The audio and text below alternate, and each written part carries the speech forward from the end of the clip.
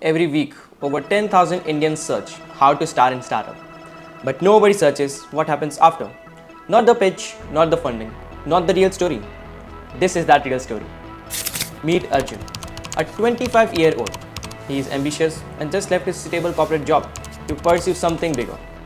Sitting alone in his Mumbai apartment, big idea suddenly hits him. But here's the truth. Building a 100 crore company isn't an overnight fairy tale. Forget unicorns. Here's the authentic journey startups go through.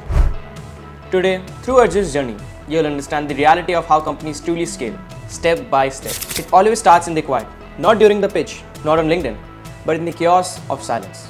Arjun is 25, the job is gone and the apartment is still rented. At 2:17 a.m. in Mumbai, the fan peaks and an idea refused to shut up. What if there was a way to make fitness more fun for people who hate the gym? But here's the first trap. Thinking an idea is what makes the startup.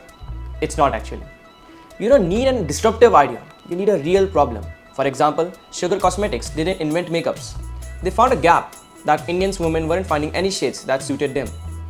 That gap was the idea. So Arjun does something most don't. He doesn't rush to build. He rushes to listen.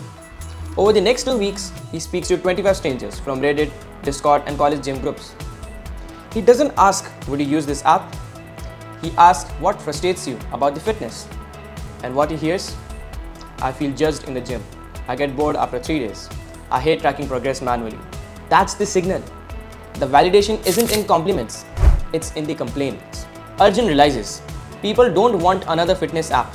They want motivation that feels fun, social, and private. That shift from solution to problem first is what separates dreamers to founders. Most people will never reach this point because they want to build, not listen. The biggest lie Arjun believed that he had to build the perfect product before launching. But here's the truth most founders learn too late. Perfection kills momentum. Arjun's idea is clear now. An app that turns fitness into social game. Points, challenges, private leaderboards. But instead of having developers and burning cash, he does what real founders do. He prototypes with what he has. His MVP?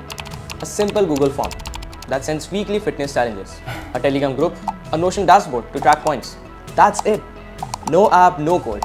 Then he goes out to 25 people he interviewed and feedback floods in. Love the concept, but can you hide my name on the leaderboard? Wish it tracks tips from my phone. Points are fun, but it's too easy to cheat. Here's the lesson. MVP is not your first product, it's your first question. And the question is, does this solve even a part of your problem? Dunzo started with WhatsApp delivery messages. Airbnb started renting out their own mattresses. Mama Earth just sold to single face wash before scaling. Arjun learns that the real goal isn't to impress, it's to observe, to let the market correct your ego. At first, it works. Arjun MVP got shared. Messages pour in, 60 users join. It feels like dream taking shape. But here's the part no one talks about. The graph doesn't go up, it wobbles. Even Sumit Shah, the founder of Dukaan, said in an interview, it's not the idea that tests you, it's the silence after the launch. By week 3, engagement drops. The Telegram groups go silent. Arjun sends out new challenges, but no one replies. Welcome to the plateau. Every founder faces this. You don't quit because it failed. You quit because it stopped being exciting. Arjun checks his dashboard 14 times a day. No spike, no growth. He wonders, was I just lucky in the beginning? It's the same stage where Zepto, originally Kirana Cart, almost died. Their 45-minute delivery model wasn't sticking. They pivoted brutally into 10-minute grocery delivery service. That gamble made them 8,000 crore company. But wait, it's long time for all this. Let's first focus on Arjun's story. Arjun too begins questioning everything. Is the idea wrong? Is the format off? Or is he just not good enough? But instead of giving up, he pivots emotionally. He starts focusing on the 5 users who still care. He calls them, asks what kept them coming back. And the answer shocked him. I just liked that someone cared enough to message me. I didn't feel judged here. Honestly, it made me feel part of something. That's when Arjun learns. Early traction isn't just about numbers, it's about meaning. And the most startups don't fail because of the market. They fail because of the founders' breaks first. This is where it gets real. Arjun app is gaining traction again. Not the viral, but sticky. A few loyal users, some organic shares.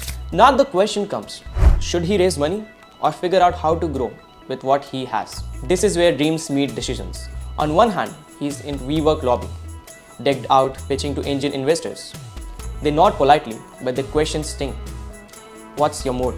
How fast you can scale to 1 million users? How will you 10x this in 12 months? Arjun walks out feeling small. Not because he failed, but because he was expected to be someone else. Meanwhile, late at night, he is alone, building a spreadsheet, calculating how many paying users it would take to cover several costs. If he taught fitness workshop on the side, if he turned into this slow burn, high trust business, the trade-off becomes painfully clear. Fundings give speed, clout, and mentorship. Bootstraps gives freedom, control, and peace. Nykaa raised big, scaled fast, but had to answer to the public, the board, and the market. Meanwhile, on the other hand, Zerodha never raised a single rupee, grew slower, but owns everything, profitable and calm. Arjun isn't choosing a business model, he's choosing the kind of life he wants. Not every founder is meant to be in this spotlight. Some just want to build quietly and sleep well at night. On paper, Arjun's startup is doing well. A few hundred active users, some media buzz, and an advisor even tells him, you should raise now. Your valuation could hit 8 crore easily. But Arjun is confused. What is valuation really? Why does everyone treat it like the finish line? So he starts digging in. He finds WeWork, once valued at $47 billion. Its founders raised billions without turning profit. Lavish offices, private jets, but no business fundamentals. Then the crash. Mass layoffs, IPO pulled, and $47 billion became cautionary tale. Arjun also finds out Zerodha, no funding, no hype, and 2,000 crore in yearly profit. The difference? WeWork told in story, Zerodha built in system. Arjun now sees the pattern. Valuation is often based on the perception, market hype, and FOMO. And the profit? That's the real business. Bankable and sleep at night money. He imagines two headlines. One, startup raises 25 crore at the valuation of 100 crore. In the second, startup makes 3 crore in net profit, no funding. Which one would go viral? The first, but which one will let him sleep at night? The second. Arjun isn't chasing hype anymore, he's chasing health. But by now, Arjun's startup is no longer sole hustle. He has a small team, a developer, a community manager, and an intern who just joined to learn. They meet in cafes, use Trello boards, and run on hope, caffeine, and purpose. But hope doesn't pay bills or salaries. This is when most founders make brutal discovery. Selling a product is not the same as making money. Arjun's users love the app, but they aren't paying, and every month burns keep climbing up. He studies how others did it. Netflix doesn't sell movies, it sells the access. Credit doesn't profit from rewards, it leverages user behavior and credit data. Zerodha made money not from trading, but from volume and low-cost automations. Monetization isn't just about squeezing users, it's about understanding what value you truly provide. Arjun pivot again, not its product, but the business model. He rolls out a freemium plan with premium features, a B2B tier for institutions, and one-on-one mentorship offering. His revenue dashboard, still small, but finally steady. This is where startups stops from being dreams and start becoming business. Every startup feels unstoppable until the reality hits. 1 month, Arjun's team is buzzing. Next month, user growth stalls. Google ads are bleeding cash and his team is exhausted. Arjun hasn't slept well in weeks. He stares at the dashboard. 0 new signups, 40% drop in engagement. This is the moment 95% of Indian startups face, and most don't survive. You have heard the stories. Housing.com raised billions, built hype, then vanished in chaos. Tiny Owl laid off hundreds of overnight. Zillingo, a 970 million startup that collapsed after internal issues.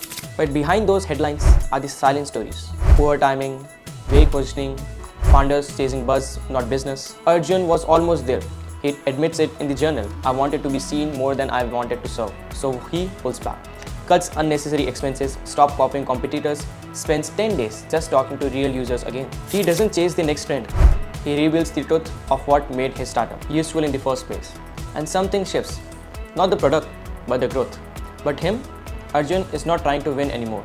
He is learning how to not lose. Most stories end with success, but the real founders know that's where the real game begins. Arjun's company is now stable, revenue is consistent. A few publications have even called him the rising entrepreneur. But the growth comes with pressure. Pressure to expand faster, pressure to justify valuation, pressure to keep coming with a good image. He remembers the story of Paytm, a massive IPO, India's poster boy for fintech. Then, 75% crash in stock value. Why? Because hype outgrew fundamentals. Or take Byju's, from unicorn to courtroom, a billion-dollar company now facing scrutiny over inflated numbers, missed audits, and mass layoffs. Arjun realizes that headlines can't build legacy. Hype can get you seen, but only discipline keeps you standing. So he rethinks his strategy again. No growth for sake of PR, no vanity hires, no features that don't solve anything. The flashy phase is over. Arjun doesn't want to be the next big thing.